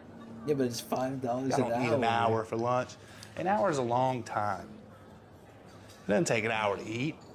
Ironically enough, it kind of does if you don't bring your own lunch. And again, speaking from experience here, I have to walk somewhere, get to the place, order, which there's a line because it's New York City. We're like packed in like animals here. Everything's always busy. I have to order something that's wildly expensive for no reason, in a line, eventually get it, walk back, eat it. And that honestly does take like an hour. What are you guys eating a buffet? you don't need an hour. So it's just, I suggest bring some snacks, and you can snack during the day Yeah, while you're working. yeah. So you want us to work an extra hour every day for $5. That's what you. That's basically what you're saying. With taxes, it's not really. Oh, it's even less. Nobody's getting that much. So I'll tell you what. This bonus, you can shove it right up your ass. How about that? I'm trying to pay you extra. Yeah, $5. See, this is what companies do. And I'm gonna bring it back to my own company now, even before we're finished, because this is what my company tries to do. Last year, they gave us all the holidays off. This year, we have this new thing called floating holidays. And what do the floating holidays do? Oh, we have an option to pick between two holidays. Oh, why can't we have both? Oh, because they're floating now. You can pick whichever one you want. Oh, but overall it's less. Yeah, but you could pick now. Well, yeah, but it's less though. Like hello? What? To keep working. So you want us to work off the clock for $5. It's more than how much do you make when you're clocked out? Well, yeah, I understand I wouldn't be getting the $5 an hour, but I'd be getting an hour break every day. So this goes into what you value. Are you gonna work an extra hour for less and overall make more money than if you weren't working, if you were taking the lunch? Honestly, some people would do it because they're just that poor and they need money. Is it more? Yes or no? The worst part is, you can't blame those people because they need the money, but at the same time, they're making it worse for everyone else because they're encouraging and supporting the behavior. Stuff like that needs to be boycotted and no one needs to do it so that way they know it's wrong. I mean, yes or no? Yes or no? Is this mandatory? If we get enough opposition, we'll be looking at mandating it. Okay. Right now it's voluntary. Mandating it. If you don't volunteer, we're gonna mandate it. So, yeah, it's voluntary. It's not mandated. You don't have to do this. This is so scarily true. Can shove your above and beyond bonus above and beyond your asshole. That's what you can do with that bonus. The point is, y'all don't need to take an hour for lunch. It's ridiculous. No one needs an hour to go eat. It's about lunchtime, so I'm fixing to clock out, sit my fat ass in the break room, and eat my sandwiches for 1 solid hour. Yep. That's what I'm doing. You do that, man. You do that. And I see the comment here, the first comment by John, unpaid lunch is the biggest scam ever. This is one of the few, and I very heavily emphasize few reasons that I do not, one of the few reasons my job is good, even though it's very much bad, is for the hour lunch I have, it's paid for, which I'm like, oh, thank God. Even though they're not paying me a lot, the hour lunch I have is paid for, so I don't have to stay 9 hours in the day. I only have to stay 8 hours and work for 7 of them. So I'm grateful for that. Count your blessings, right? But that's how it should be for everyone. You're making me waste more time of my day so I can work more for you to make you more money. Meanwhile, you're not going to pay me a living wage. And I'm talking as if, I'm in a different job. It's fucking crazy, but this person's right. John is right. Unpaid lunch is the biggest scam ever. Let's see the comments. I do an 8-hour shift, get 3 breaks in between. A 12-hour shift will get you 5 breaks. Damn, he's getting paid at $45 an hour too. Holy shit. Anyway, let's go next. During World War II, Japan was so brutal that even today, Japanese scholars and diplomats have... Okay, this is 8 fucking minutes long, but I think this shows really a good dark dimension thing. Again, this shows how in human history we were fucking animals. And we were worse back then too, remember that. We were more violent and more sick back before this. Difficulty admitting these atrocities actually happened. The atrocities are so rugged that it is almost impossible to comprehend them. Although it is not often discussed, the Japanese committed some of the most sadistic and evil acts in human history. See, this is where, again, we have to set the record straight. It wasn't only them, it's just them at this point of time. Some World War II experts even argue that they were even more brutal than the Nazis. Well, in some points, with some situations they were. Because, the attack of a certain Chinese city, which I'm not going to name because I don't want to get flagged by the automated system that listens to this.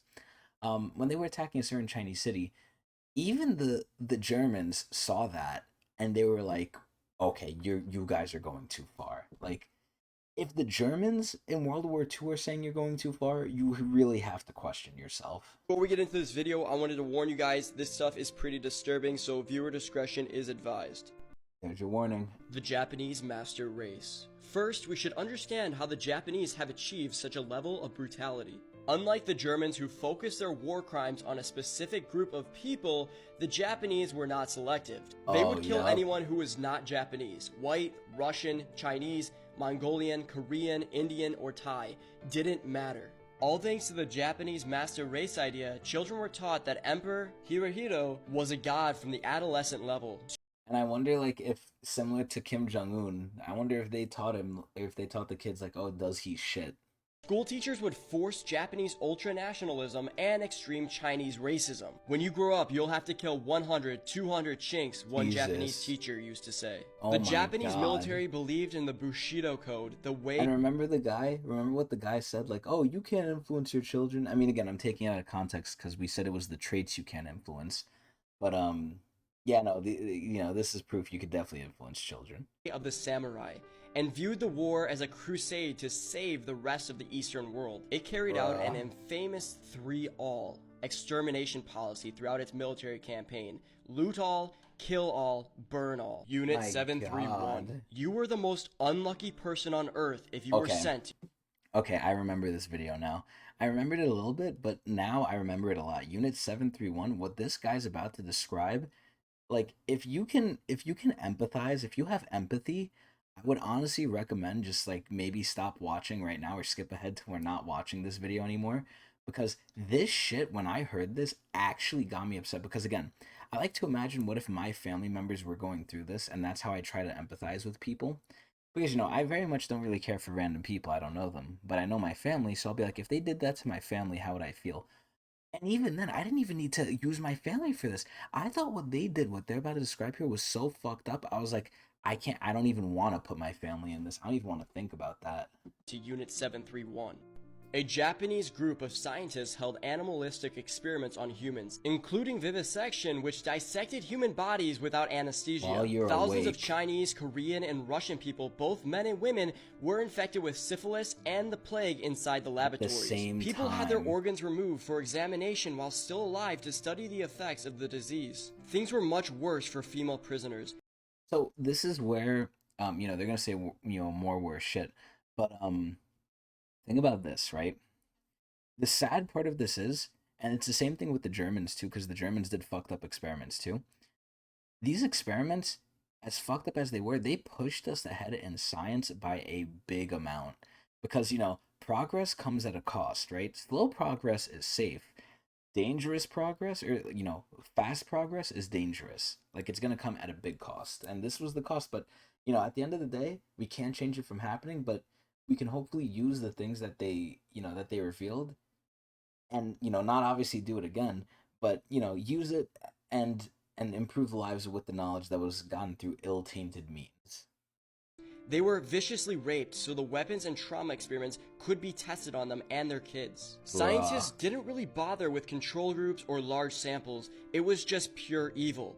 What happens if we throw a woman out in the snow while she's pregnant? What if we infect a woman with syphilis and then open her up to study the fetus? Without Those were the things the scientists did in these Japanese laboratories. Disgusting. None of the prisoners from Unit 731 survived their confinement. You might be wondering, what happened to Unit 731 after the war? Nothing. The scientists involved in Unit 731 were given immunity by the U.S. for the thank you, United States, thank you. Data they gathered through human experimentation. The scientific, knowledge they gained to push it through. The rape of Nanking. The rape of Nanking is one of the most infamous massacres of World War II. 200,000 Chinese soldiers, including 20,000 to 80,000 Chinese women, were killed. The rapes included the elderly, children as young as 10 years old, and virgins, who would often have to satisfy 20 Japanese soldiers at a time. They grabbed the baby and killed her by smashing her onto the ground, said one of the Nanking survivors who shared his memories. Pregnant women were rammed into bayonets, men were set on fire, and baby skulls were crushed. The massacre was a game for the Japanese troops, who were often encouraged by their officers to invent more and more horrible ways to slaughter the Chinese population. Like, what the fuck? Like, when I hear things like this, it really makes you think, right? Like, we have rules and stuff in society today that are keeping us tame.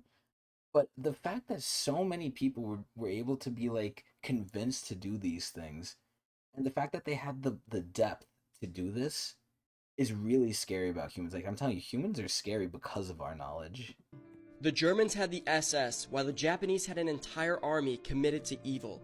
It's so strange that the average person outside of China and Korea knows almost nothing about the Nanking. One author, Iris Chang, even wrote an influential book called The Rape of Nanking, the forgotten Holocaust of World War II. Yeah, honestly. After 7 years, she killed herself because no one still cared about the massacre after she published the book. So Sex slavery. Sad. Surprisingly, no punishments were ever handed down for the crimes committed during the sack of Nanking. However, the Japanese High Command did take note of the international outrage and the disastrous turn of public opinion that their actions caused. So this is where, you know, what I'm gonna say can be picked apart, but I'm gonna use devil advocate after. But think about this. The only reason they cared is because they got negative reinforcement from everyone else. Like, oh, you know, you did this to the people. Oh, and everyone else doesn't like it. Oh, you know, we're sorry. But you're only sorry because everyone else didn't like it. But then again, how do we learn? We learn through reinforcement, mostly, right? At least our animalistic side does. Because, like, you know, how do you know if something's good or bad? You get praised or you get punished for it. Thus, to prevent another mass rape, even if it's just verbal, it doesn't have to be physical. Senior commanders established special military brothels to help soldiers keep their distance from local women. Female inmates were taken from occupied territories and taken to remote locations to serve the troops. Oh my Some were told God. lies about easy work as domestic servants. Others were simply kidnapped. Once women got to their destinations, they were held as prisoners. Soldiers had 1 day off a month to visit the brothel, and inmates were punished if they didn't enthusiastically please their customers. Comfort stations were attached to all the large units, and they would move with the front. Although sources disagree about the number of victims, Japanese historians claim that only about 20,000 women were abducted in this way. However, a joint project between the Chinese, Taiwanese, and Korean authorities estimates it was actually close to up to 400,000. The Bangka Island Massacre. When the Japanese took over Singapore, Allied forces left the island. Japanese planes bombed the sea to sink as many fleeing transport ships as possible. No, not One such the boat was filled with nuns. 65 Australian nurses, those are and nurses. 53 of them managed to swim to the small island of Bangka after their ship had no. sunk. Maybe it would've been Unfortunately, better it if was they controlled by the died. Japanese soldiers who brought together as many no. people as possible, injured servicemen, Allied soldiers, and some nurses. The Japanese set up a machine gun on the beach and ordered everyone to walk into the shallows, shooting them all down. Bruh. Only 2 people survived the incident. The Sandakan Death Holy March. shit. The Sandakan Death March is little known, although it is considered the worst military atrocity in Australia's history. The incident occurred at the end of World War II when the Japanese were fleeing. They left the Sandakan POW camp in Borneo and forced the soldiers kept there to march through the jungle with them until inmates died of starvation and diseases. Oh my Any soldiers who God. actually made the entire trek were executed by the Japanese. So you walk that entire way, tired, mistreated, beaten, you know, fucked with, and if you made it, you got killed anyway. Holy shit. Only 6 survived the march of the 2,700 prisoners of war at the Sandakan camp. Cannibalism. From late July to early August Jesus 1942, Christ. an entire division of Japanese soldiers tried to force a tricky crossing in New Guinea, rugged Central Highlands. They were fighting a few companies of Australians who managed to halt the advance and drive it back from the mountain pass. they When the fucking up the Australians searched the Australians. abandoned Japanese camp for prisoners they had lost in the fighting, what they found shocked them. The Japanese had cannibalized the wounded and dead soldiers. Corpses were found with meat stripped off their legs and half-cooked meat in the Japanese dishes. Dumps with rice and a lot of tinned food were found. This means Japanese soldiers weren't even hungry and didn't lack food when eating their prisoners. See, I can't believe this. Like, I actually can't believe this. Like, this has to be something that someone made up. Like, who the fuck in their right mind would be like, oh, we have food, let's just eat the people? Like, what the hell? This is why I'm saying, like, people are sick. We all have a monster within us. Several first-hand accounts claim that the Japanese officers, even senior ones, participated in ritualized cannibalism. Oh my After the God. Japanese surrendered, information about this practice became known among war crime prosecutors. Still, gentlemen's agreement among investigators prevented the release of these stories out of consideration of both the dead prisoner of war families and the difficult reconciliation between the United States and occupied Japan. Yeah, because now we fucking own them. Well, we don't own them, but we basically do. We own their army. We are their army.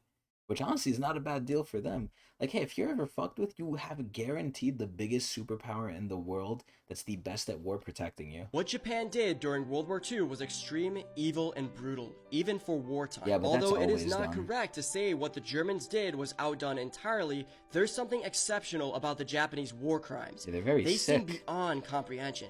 Complete removal of any humanity. For some They were Japanese raised that soldiers, way. kicking a baby was like kicking a soccer ball. A Bruh. Nanking survivor in a published testimony says, "One of the other Japanese devils saw my baby brother bawling on the ground and skewered him clean with a bayonet, then picked him up and tossed him away." We should Bruh. understand that Japan in World War II and Japan today are totally different.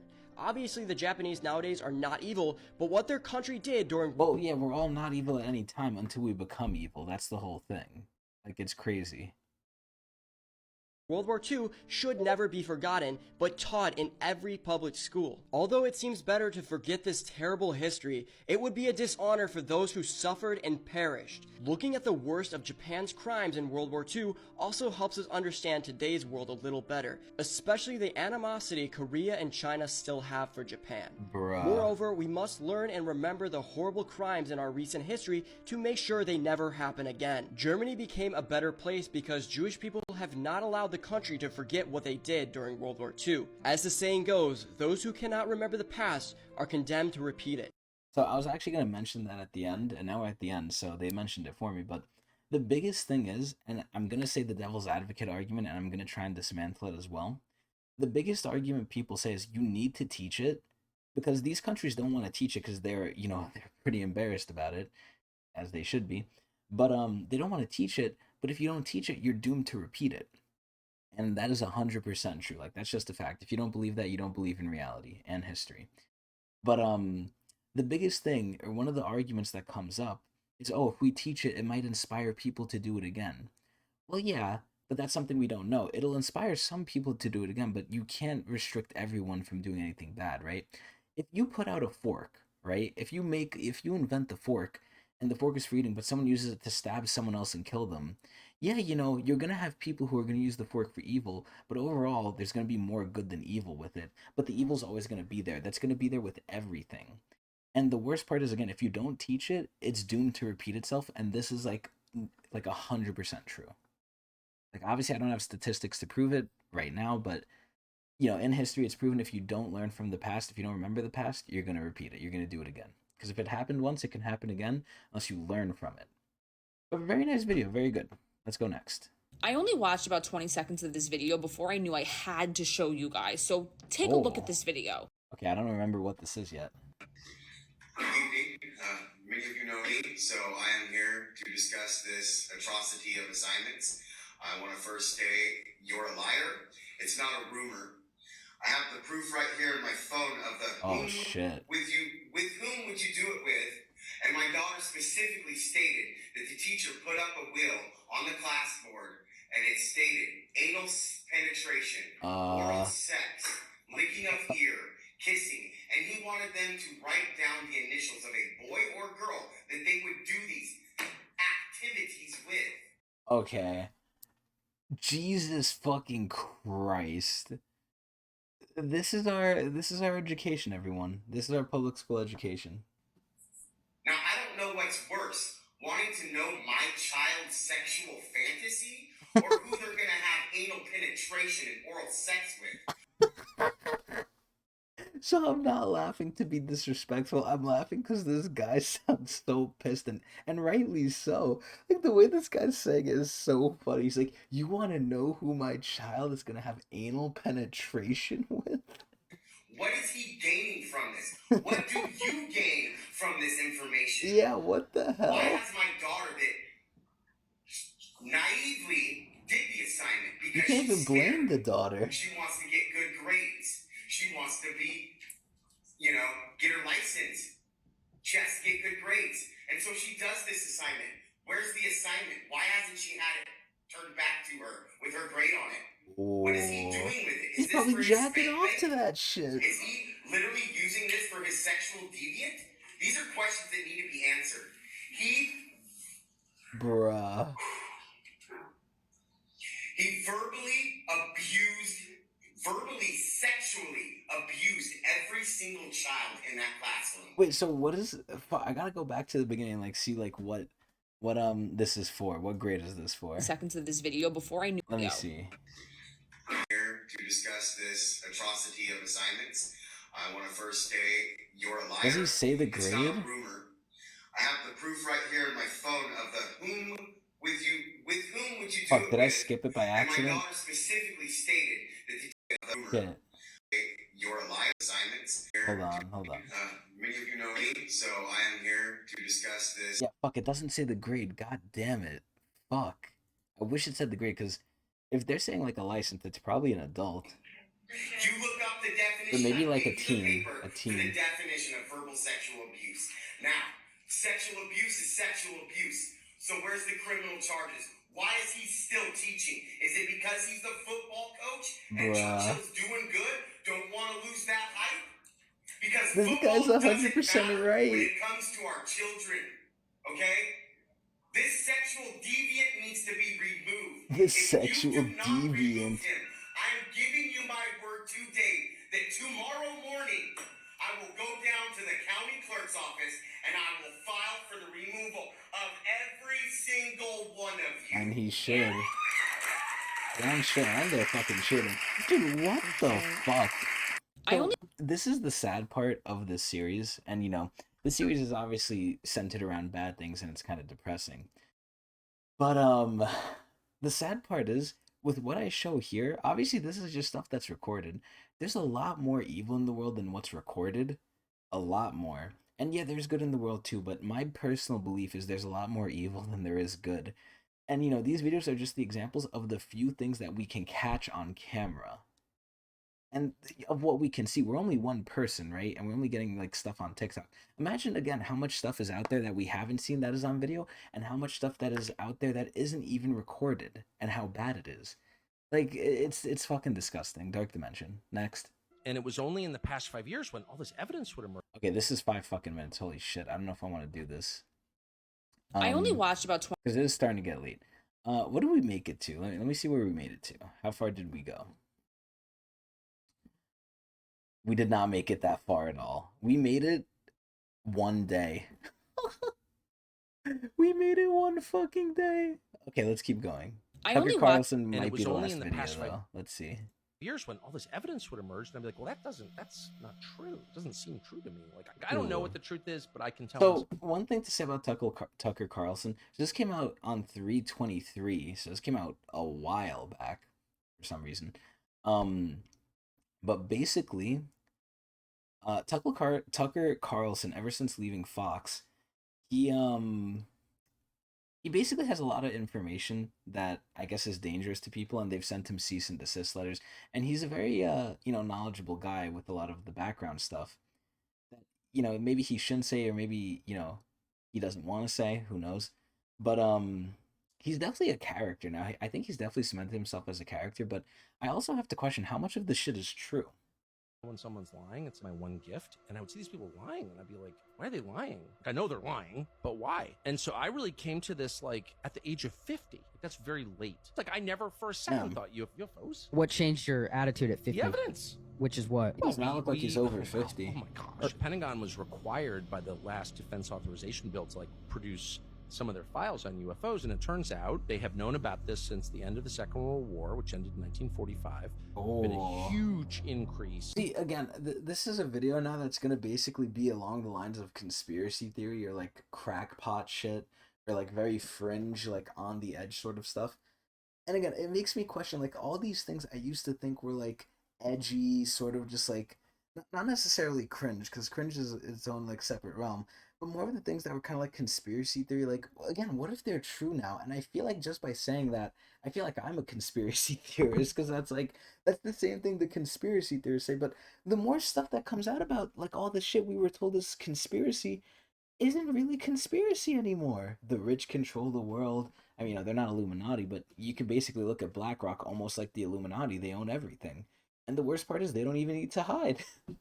During the war as well, huge increase in UFO sightings, in UFO crashes. Planes. And it turns out the federal government has been tracking this for 80 years and lying about it. So Why? Well, that's a great question. I can't answer it. Well, here's why, and I'll tell you my theories before Tucker Carlson says his.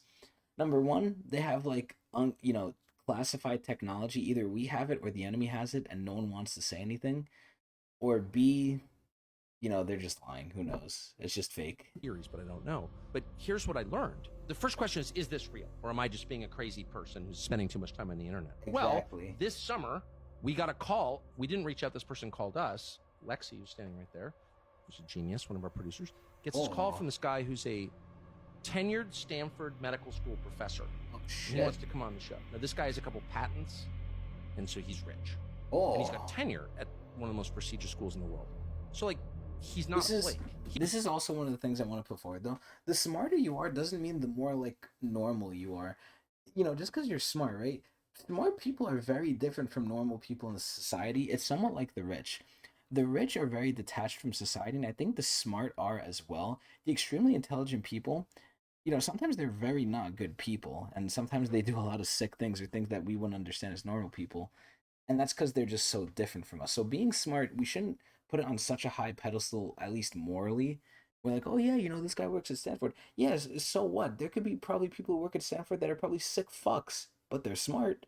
It's not mutually inclusive. It's exclusive. He comes on and he's like, 11 years ago, the U.S. government reached out to me because I'm an expert on head injuries, on brain injuries, traumatic brain injuries.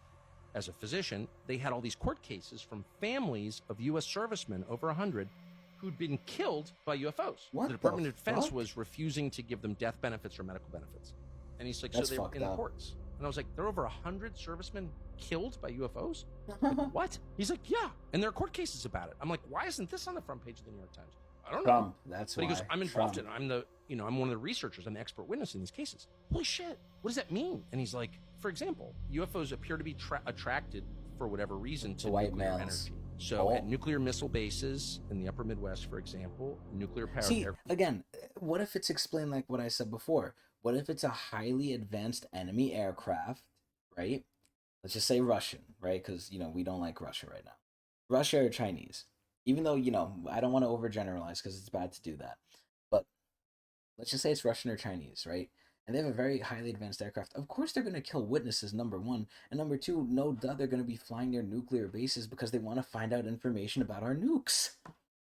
Like, where are the Americans keeping the bomb that could kill us that we're really scared of? Let's find out with our new, UFO ship. Aircraft carriers, Like what? nuclear-powered submarines are all getting buzzed by these objects. I including wonder underwater. why. And in a number of cases, these things have landed on military bases, including famously in Germany, in West Germany in the 70s. What? And servicemen have approached them. Like, what is this thing? There's this giant glowing thing on the base. And they approach and they get traumatic brain injury. Like They they get are shot. rendered. Yeah. They get brain damage or they're killed. And So, this is what I'm going to say before he says what happened to their brain. We have technology in the military. And again, I learned about this when I was a kid, so imagine what we have now. I've read about technology that we have, where we have a sort of gigantic speaker that can manipulate sound waves that can literally affect your blood or your heart rate and stuff. Or it's either your blood or your lungs. But because of the sound frequency and how it does, it can either disrupt your heart rate or disrupt your lungs and can kill you with sound. And you don't see it, you don't hear it, or maybe you hear it, maybe it sounds really loud, who knows. But you definitely don't see it. And you could just die and they could attach it to a helicopter and do it from the air. Like, what? And he studied their brains.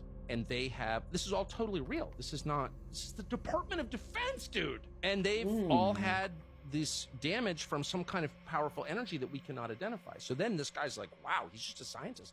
He never believed in UFOs. He's like, this is real. I cannot believe this is real. This is crazy. He should do research on it. He's still at Stanford. And it turns out that actually, yes, these things have been shot down. See, I wonder if by Tucker Carlson saying this about the Stanford researcher, are they going to go after him? Is he outing the guy's spot? Are we going to find that guy dead? Down and crashed, and the U.S. government has the wreckage, and it's being held by defense contractors, What Raytheon, the Lockheed, fuck? Oh, which are of big course. independent companies, but they Raytheon work and for the US Lockheed and government. Martin, They're really part of baby. the Department of Defense, but they're separate. So you can't, their sunshine laws don't apply to them. You can't actually get information from them. It's a very tricky way to hide information. And they have the wreckage from these crafts. And I'm like, really? Are we positive these aren't advanced Russian or Chinese? No, of course not. Is it more like the government or whatever is just this good at hiding it, or people just don't care? Well, I think it's a combination of both. I think it's too Who the big fuck is for this people other to guy? metabolize. Like, if Prince Harry says something stupid, everyone's like, I can't believe Prince Harry.